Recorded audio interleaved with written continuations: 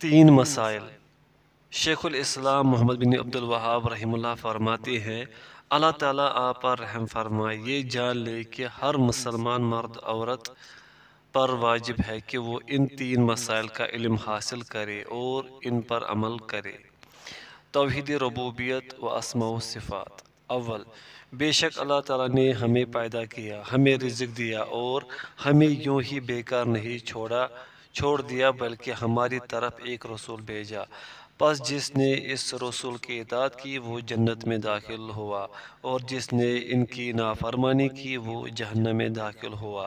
اس کی دلیل فرمان الہی ہے، اِنَّا أَرْسَلْنَا إِلَيْكُمْ رَسُولًا شَاهِدًا عَلَيْكُمْ كَمَا أَرْسَلْنَا إِلَى فِرْعَوْنَ رَسُولًا فَعَصَىٰ فِرْعَوْنُ الرَّسُولَ فَأَخَذْنَاهُ أَخْذًا وَبِيلًا۔ بے شک ہم نے تمہاری طرف بھی تم پر گواہی دینے والا رسول بھیج دیا ہے، جیسے کہ ہم نے فرعون کے پاس رسول بھیجا تھا تو فرعون نے اس رسول کی نافرمانی کی تو ہم نے اسے سخت وبال کی پکڑ میں پکڑ لیا۔ سورۃ المزمل آیت نمبر 15-16۔ توحید الوہیت۔ دوم، بے شک اللہ تعالیٰ ہرگز بھی اس بات سے راضی نہیں کہ اس کے ساتھ اس کی عبادت میں کسی کو شریک کیا جائے، نہ کسی مقرب فرشتے کو اور نہ ہی کسی بھیجے ہوئے نبی کو۔ اس کی دلیل فرمان الہی ہے، وَأَنَّ الْمَسَاجِدَ لِلَّهِ فَلَا تَدْعُوا مَعَ اللَّهِ أَحَدًا۔ بے شک یہ مساجد تو اللہ تعالیٰ کی ہے، پس تم اللہ تعالیٰ کے ساتھ کسی کو مت پکارو۔ سورۃ الجن آیت نمبر 18۔ شرک اور مشرکین سے برات۔ سوم، جو کوئی رسول صلی اللہ علیہ وسلم کی اطاعت کرتا ہے اور اللہ تعالیٰ کی وحدانیت پر ایمان رکھتا ہے، اس کے لیے جائز نہیں کہ وہ محبت و دوستی رکھے ان سے جو اللہ تعالیٰ اور اس کے رسول صلی اللہ علیہ وسلم کی مخالفت کرتے ہیں، اگرچہ وہ کتنے ہی قریبی رشتہ دار کیوں نہ ہو۔ اس کی دلیل فرمان الہی ہے، لا تجد قوما يؤمنون بالله واليوم الآخر يوادون من حاد الله ورسوله ولو كانوا آباءهم أو أبناءهم أو إخوانهم أو عشيرتهم أولئك كتب في قلوبهم الإيمان وأيدهم بروح منه ويدخلهم جنات تجري من تحتها الأنهار خالدين فيها رضي الله عنهم ورضوا عنه أولئك حزب الله ألا إن حزب الله هم المفلحون۔ تم ایسی کوئی قوم نہیں پاؤ گے جو اللہ تعالیٰ پر اور قیامت کے دن پر ایمان رکھتی ہو، پھر اللہ اور اس کے رسول کی مخالفت کرنے والوں سے محبت بھی رکھتی ہو، اگرچہ وہ ان کے باپ یا ان کے بیٹے یا ان کے بھائی یا ان کے کنبہ قبیلے کے عزیز ہی کیوں نہ ہو۔ یہی لوگ ہیں جن کے دلوں میں اللہ تعالیٰ نے ایمان کو لکھ دیا ہے اور اپنی طرف سے ایک روح کے ساتھ ان کی مدد کی ہے، اور جنہیں ان جنتوں میں داخل کرے گا جن کے نیچے نہریں بہہ رہی ہیں، جہاں یہ ہمیشہ رہیں گے۔ اللہ ان سے راضی ہے اور یہ اللہ سے راضی ہے۔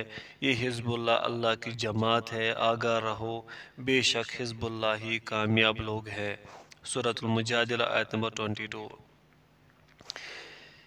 اس کی شرح میں شیخ ابن باز رحمہ اللہ فرماتے ہیں، یہ تین مسائل اہم ترین مسائل ہیں جو اللہ تعالیٰ کی توحید اور اس کی حقوق کی معرفت کے تعلق سے ہے۔ اللہ سبحانہ وتعالیٰ نے مخلوقات کو پیدا کیا تاکہ وہ اس کی عبادت کرے، انہیں بیکار اور عبث اور فضول پیدا نہیں کیا بلکہ ان کو ایک عظیم مقصد اور ایک عظیم حکمت کے تحت پیدا کیا گیا، جس میں ان کی سعادت ہے اور اسی میں ان کی نجات ہے، اور وہ یہ ہے کہ وہ اللہ وحدہ لا شریک کی عبادت کرے، جیسا کہ فرمان باری تعالیٰ ہے۔ ترجمہ، میں نے نہیں پیدا کیا جنوں اور انسانوں کو مگر صرف اپنی عبادت کے لیے۔ سورۃ الذاریات آیت نمبر 56۔ اور یہ وہ عبادت ہے جس کے حکم سے اس نے اپنی مخلوقات کو دیا۔ فرمان باری تعالیٰ ہے۔ ترجمہ: اے لوگو، عبادت کرو اپنے رب کی۔ سورۃ البقرہ آیت نمبر 21۔ یا فرمایا، اور تمہارے رب نے فیصلہ کر لیا، نہیں کرو عبادت مگر صرف اسی کی۔ سورہ بنی اسرائیل آیت نمبر 23۔ اور فرمایا، اور اللہ کی عبادت کرو اور اس کے ساتھ کسی کو شریک نہ کرو۔ سورۃ النساء آیت نمبر 36۔ اور فرمایا، پس اللہ کی عبادت کرو دین کو اس کے لیے خالص کرتے ہوئے۔ سورۃ الزمر آیت نمبر 2۔ اور فرمایا، اور انہیں تو حکم کیا ہی نہیں گیا تھا مگر اس بات کا کہ وہ اللہ تعالیٰ کی عبادت کرے دین کو اس کے لیے خالص کرتے ہوئے۔ سورۃ البینہ آیت نمبر 5۔ اور بہت سی آیات میں اللہ تعالیٰ نے اپنی عبادت کا حکم دیا اور یہ ہی اللہ تعالیٰ کی توحید ہے جل وعلا، اور اس بات کا حکم دیا کہ ہم عبادت میں اس کو مخصوص کر لیں، اپنی دعاؤں میں، خوف میں، رجا، امید میں، توکل میں، رغبت و رہبت، ڈر میں، اپنی نماز اور روزے اور اس کے علاوہ دیگر عبادت میں۔ وہ اکیلا مستحق ہے عبادت کا سبحانہ و تعالی، ہر ایک کو چھوڑ کر صرف وہی اکیلا عبادت کے لائق ہے، اور اس میں یہ بات شامل ہے کہ اللہ تعالیٰ نے جو احکام دیے ہیں ان کی بجا آوری کی جائے، جن سے منع کیا گیا ہے انہیں ترک کیا جائے۔ چنانچہ ان اوامر کو بجا لانا جس کا اللہ تعالیٰ نے اور اس کے رسول صلی اللہ علیہ وسلم نے آپ کو حکم دیا ہے، اور ان نواہی سے بچنا جس سے اللہ تعالیٰ اور اس کے رسول صلی اللہ علیہ وسلم نے آپ کو منع کیا ہے، یہ تمام باتیں اللہ تعالیٰ کی عبادت میں داخل ہیں، اور یہی اسلام ہے، یہی دین ہے، یہی ایمان ہے اور ہدایت ہے۔ بس آپ نہیں نماز پڑھیں گے مگر صرف اللہ تعالیٰ کے لیے، نہیں رکوع کریں گے مگر اسی کے لیے، نہیں ذبح کریں گے مگر صرف اسی کے لیے، وہ نہیں پکارے کسی کو مگر صرف اسے، اسی نہیں توکل کرے مگر صرف اور اسے نہیں توکل کرے مگر صرف اسی پر، اور اس کے علاوہ جتنی بھی عبادات ہیں وہ اس کے لیے خالص ہو۔ لیکن استعانت، مدد طلب کرنا کسی موجود شخص سے جو کہ قادر ہے جس چیز پر وہ قادر ہے، اس چیز کے بارے میں اس سے استعانت طلب کرنا یہ عبادت نہیں ہے۔ جس طریقے سے اللہ تعالیٰ موسیٰ علیہ السلام کی قصے میں فرماتا ہے، ترجمہ: اس شخص نے ان سے استغاثہ کیا، فریاد کی ان کی دشمن قوم کے شخص کے خلاف۔ سورۃ القصص آیت نمبر 15۔ کیونکہ موسیٰ علیہ السلام اس وقت اس چیز پر قادر تھے کہ وہ اس کی داد رسی کرے، لیکن کسی فوت شدہ کو پکارنا یا کسی غائب کو جو آپ کے کلام کو نہ سن سکے، یا کسی بت سے دعا کرنا یا جن سے یا درختوں وغیرہ سے یا مشرکین کا شرک ہے، اور یہ وہ شرک اکبر ہے جس کے تعلق سے اللہ سبحانہ و تعالی فرماتے ہیں ان الشرک لظلم عظیم، بلا شبہ شرک بہت بڑا ظلم ہے۔ سورۃ لقمان آیت نمبر 13۔ اللہ تعالیٰ انبیاء کرام علیہم السلام کا ذکر کر کے فرماتا ہے، اگر یہ لوگ بھی شرک کر لیتے تو ان کے وہ عمل برباد ہو جاتے جو وہ کیا کرتے تھے۔ سورہ انعام آیت نمبر 88۔ اور اللہ سبحانہ و تعالیٰ نے فرمایا، بے شک اللہ اس بات کو نہیں بخشتا کہ اس کے ساتھ کسی کو شریک کیا جائے، اور اس کے سوا جو بھی گناہ ہے جس کے لیے چاہتا ہے بخش دیتا ہے۔ سورۃ النساء آیت نمبر 48۔ مزید فرمایا، تحقیق ہم نے تمہاری طرف وحی کی اور تم سے پہلے انبیاء کرام کی طرف بھی، کہ اگر تم نے بھی شرک کیا تو تمہارے عمل برباد ہو جائیں گے، اور یقیناً تم خسارہ پانے والوں میں سے ہو جاؤ گے۔ سورۃ الزمر آیت نمبر 65۔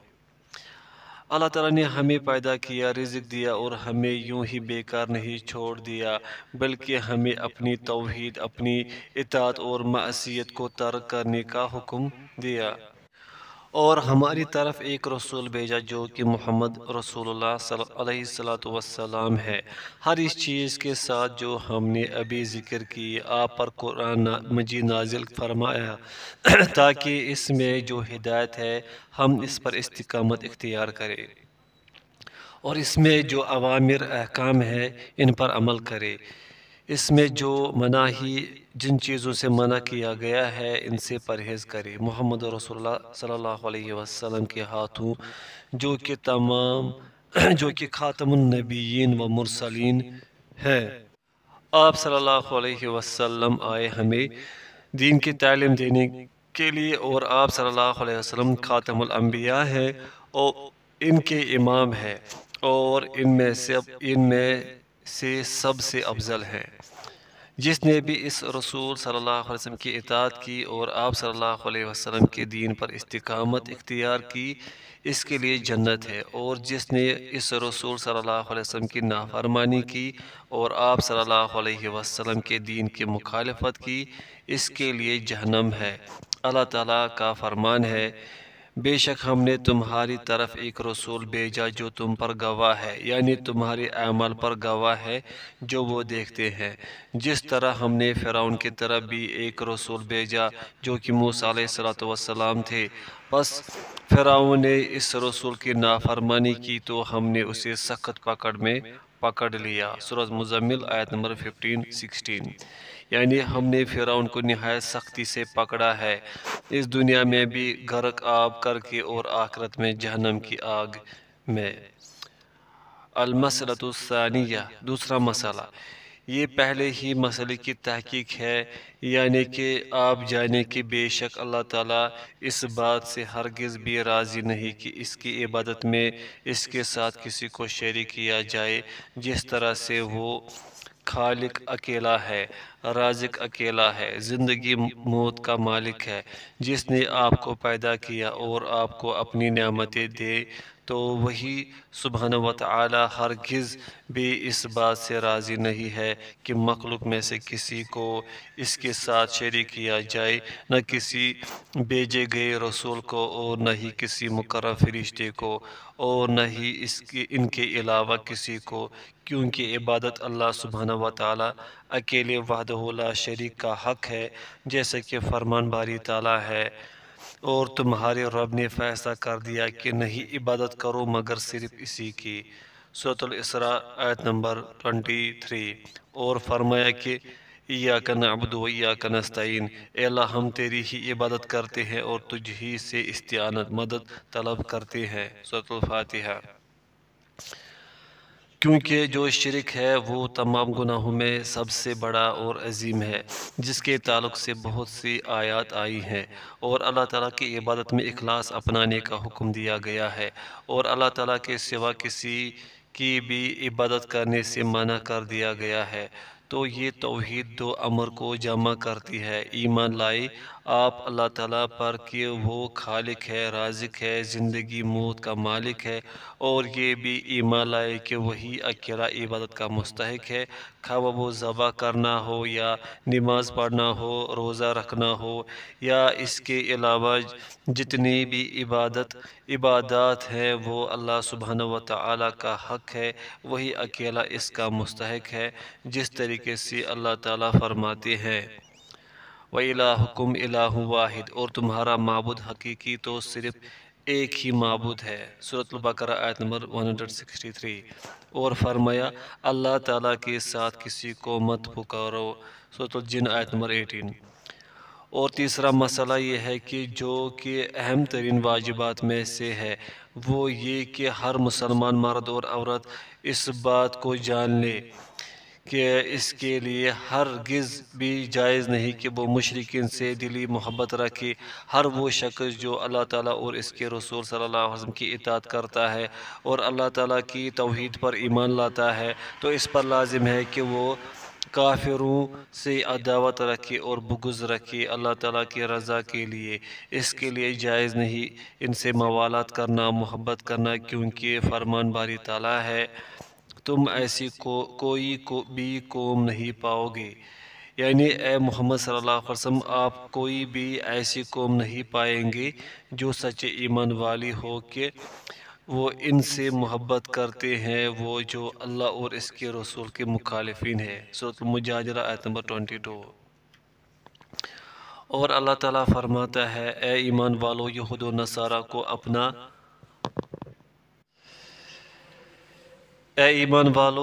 یہود و نصارہ کو اپنا اولیاء دلی دوست نہ بناؤ، نہ تو ایک دوسرے کے ہی دوست ہے، اور تم میں سے جس نے بھی ان سے دوستی کی وہ انہی میں سے ہے، بے شک اللہ تعالیٰ ظالم قوم کو ہدایت نہیں دیتا۔ سورۃ المائدہ آیت نمبر 51۔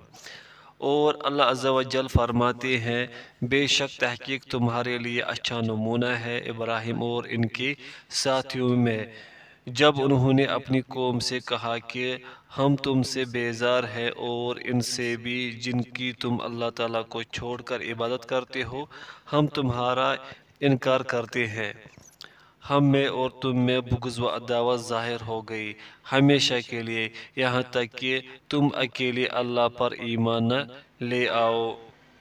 سورۃ الممتحنہ آیت نمبر 4۔